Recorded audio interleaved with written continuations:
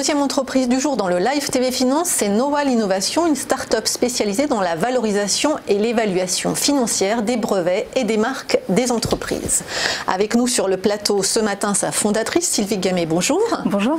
Alors votre savoir-faire englobe finalement le conseil stratégique, l'expertise comptable, voire juridique.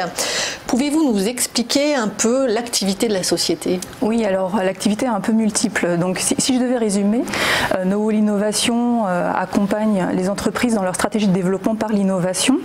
Et en fait, cet accompagnement se décline en deux axes qui sont portés par deux sociétés finalement. Vous avez Nowal Innovation en effet, alors qui accompagne les entreprises dans tout ce qui est stratégie, pilotage de projets innovants et leur valorisation aussi plutôt par la voie des partenariats stratégiques. Donc, par exemple, sur ces thématiques-là, on a travaillé avec BPI France Le Lab sur un de leurs derniers guides qui a été édité en mars, donc le mois dernier, et qui traite justement de toutes les problématiques de transformation des ETI et des PME. Donc c'est un guide qui traduit assez bien finalement ce qu'on peut faire au sein de Nowal Innovation. Et on a donc une autre activité qui est portée par la société Finantis Value, qui est donc une filiale de Nowal Innovation que l'on a confondée avec le groupe Finantis, donc qui est plutôt financier comme son nom l'indique, et qui va plus loin finalement dans la valorisation de l'innovation, puisqu'il s'agit là de définir la valeur financière des actifs immatériels qui ont été créés par l'entreprise. Donc quand on parle d'actifs immatériels, il faut savoir que c'est à peu près 60 à 90% de la valeur d'une entreprise. Donc ça mérite quand même qu'on s'y intéresse un petit peu. Et l'innovation en l'occurrence est une source importante de création de ces actifs, puisque quand on parle de ces actifs-là, ça peut être le développement de nouveaux brevets, de nouvelles marques, des nouvelles solutions digitales, etc. Donc voilà les deux activités qui se complètent finalement assez bien. Alors justement, qui sont vos clients et est-ce que ce sont les mêmes d'abord, est-ce qu'ils viennent vous voir pour les deux activités ou est-ce que ce sont les mêmes qui viennent vous voir pour la première activité qui est plus donc l'évaluation de l'innovation par des partenariats comme vous venez de l'expliquer, ou alors sur carrément la valorisation financière de leurs actifs, de leurs brevets, de leurs marques? Alors on a des typologies de clients différentes sur les deux sociétés. Généralement on n'a pas les mêmes justement. Donc sur Nowal Innovation on va accompagner des entreprises de taille humaine, donc des TPE, des PME, voire des startups. Là on aide le dirigeant finalement à sécuriser son activité, à la pérenniser, à la développer autour d'une vision claire. Et sur Finantis Value, alors on est sur un marché de niche, la valorisation financière des actifs immatériels. Je pense que ceux qui nous écoutent n'ont pas forcément entendu parler oui, mais à part aujourd'hui. Vous leur expliquez que ça représente 60% de la valeur d'une entreprise. Oui, l'oreille se dresse davantage.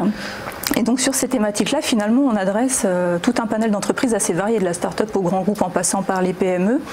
Et même des acheteurs, par exemple, je pense à des financiers, si des fonds d'investissement. Tout à fait, ça peut être tout à fait des fonds d'investissement.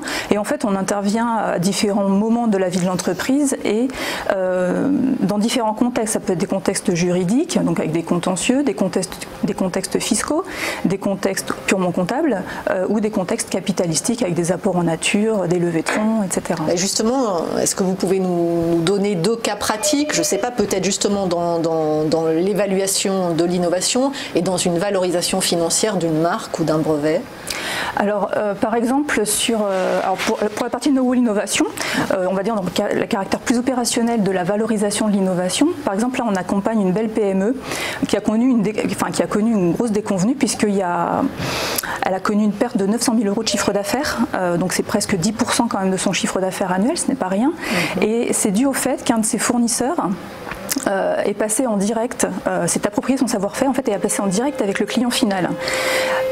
Donc bien entendu, elle n'a pas vraiment envie que ça se reproduise. Donc on l'accompagne sur comment sécuriser et valoriser ses savoir-faire, ses développements. Et donc ça passe par plusieurs choses. C'est par exemple déposer des nouveaux brevets. Parce que là c'est trop tard par exemple. Oui, là pour ce fournisseur, en l'occurrence, le coût est parti, c'est perdu. Donc là l'idée c'est que les autres fournisseurs... Ça fait cher, effectivement. Oui, tout à fait.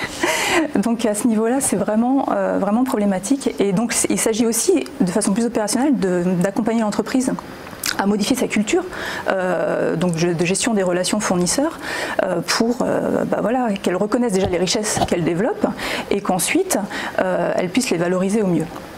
Donc ça c'est pour un exemple concret. Sur la valorisation financière pure, je peux parler d'un cas de start-up, on va dire très classique, en levée de fonds, qui communique avec des investisseurs. Bien entendu, c'est une start-up, donc le chiffre d'affaires est anecdotique, la rentabilité n'est pas encore au rendez-vous. Voilà. Et le problème, c'est que les fondateurs, quand ils sont face à un investisseur, ils ont quand même besoin de savoir sur quoi ils peuvent s'appuyer pour convaincre déjà les investisseurs de venir investir dans leur start-up et de mettre en avant les bons arguments et de façon aussi impartiale que possible. Donc là, Finantis Value apporte par exemple une évaluation financière d'un logiciel, si on imagine une start-up dont l'activité repose essentiellement autour de ça. On apporte donc des arguments, on rédige un joli rapport et en fait ça permet aux fondateurs d'être dans une posture un peu plus confortable ou en tout cas plus convaincante vis-à-vis des investisseurs et ça permet de limiter des dilutions également puisque voilà on est un peu plus serein on va dire sur les arguments que l'on peut avancer. Et alors dans vos effectifs, vous avez les compétences pour évaluer justement un algorithme, un logiciel d'intelligence artificielle, par exemple, la valeur. Oui, donc l'intérêt de Finantis Value, c'est justement ça, c'est l'association des compétences d'ingénierie qu'on a chez No Wall Innovation, donc avec une compréhension des techniques, des technologies, des aspects stratégie et business, et les compétences de Finantis, donc plus portées bien sûr sur les finances, et aussi le juridique. Donc c'est tout un panel de compétences qui permet vraiment d'apporter une vision assez pointue de tous ces actifs avec une vision globale. Et alors l'évaluation financière, ça reste votre fer de lance. Parlez-nous un peu de ce produit innovant que vous avez lancé fin 2018, qui est un produit digital, un produit en ligne. Tout à fait. Alors comme je le disais, Finantis Value, donc c'est un panel de compétences au service d'évaluation parfois pointues. Sauf que comme on peut l'imaginer, ces évaluations sont parfois coûteuses. Oui. Elles prennent aussi du temps et il s'avère qu'on a souvent des demandes avec des gens qui nous appellent en disant oui mais j'aimerais savoir à peu près l'idée, une valeur mais sans avoir le rapport de 60 pages qui va avec, mais voilà un ordre d'idée. Et on n'avait pas de prestations vraiment, on va dire, calées là-dessus. Donc on a travaillé un peu notre imagination et on a développé une solution digitale en effet donc en fin d'année dernière qu'on a mise en ligne, qui s'appelle IPnuts et qui permet à tout à chacun en fait d'accéder donc à un questionnaire. Donc c'est pour évaluer ses brevets, ses marques ou ses modèles, donc des titres de propriété industrielle, donc qui sont des actifs immatériels. Et donc en répondant à simplement un questionnaire, on obtient sous 3 jours une estimation indicative de la valeur financière de ces titres-là. Et donc ça apporte quand même on va dire une information assez pertinente, réaliste et qui suffit parfois dans certains contextes. Et alors comment vous rémunérez-vous? Quel est le modèle économique de la société? Alors il est double je dirais, donc sur tout ce qui est évaluation financière on est au forfait, hein, c'est des missions très packagées sur un périmètre défini. Sur IPnuts c'est très transparent, c'est 990 € hors taxe l'évaluation, enfin l'estimation. Sur No Wall Innovation c'est un peu plus mixte, donc on a bien sûr des périmètres de mission assez figés avec un forfait.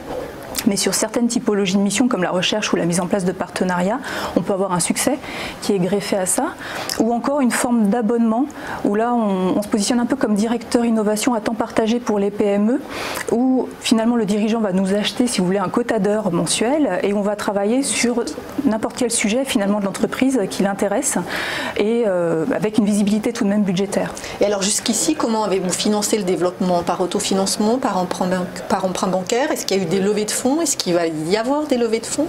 Alors jusqu'ici, tout a été développé sur fonds propres.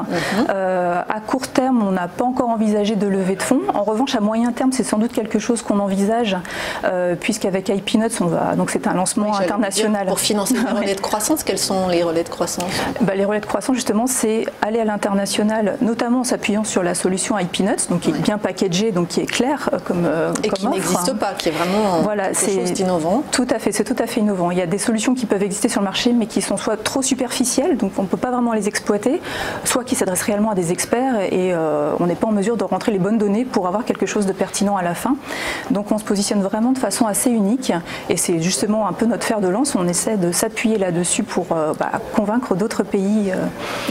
Et quel pays en priorité? Alors là, on s'intéresse surtout aux pays anglo-saxons, donc les USA, le Canada, le Royaume-Uni, même s'il y a le Brexit qui menace un petit peu, mais qui ne devrait pas trop nous concerner de plein fouet en tout cas. Donc voilà, en priorité ces pays-là, mais c'est vrai que on s'adresse finalement aussi à l'Europe dans son ensemble.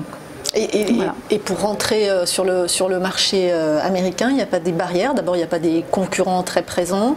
Alors pas tant que ça, non, finalement. Alors bien sûr, il y a des évaluateurs qui existent dans tous les pays, mais il n'y a pas de solution digitale accessible qui existe, qui soit vraiment transparente et pertinente, on va dire, pour répondre à un besoin finalement du marché. Donc à ce niveau-là, on est plutôt tranquille. J'espère qu'ils ne nous écoutent pas trop. Non, mais très bien. Une innovation française qui s'exporte, c'est parfait.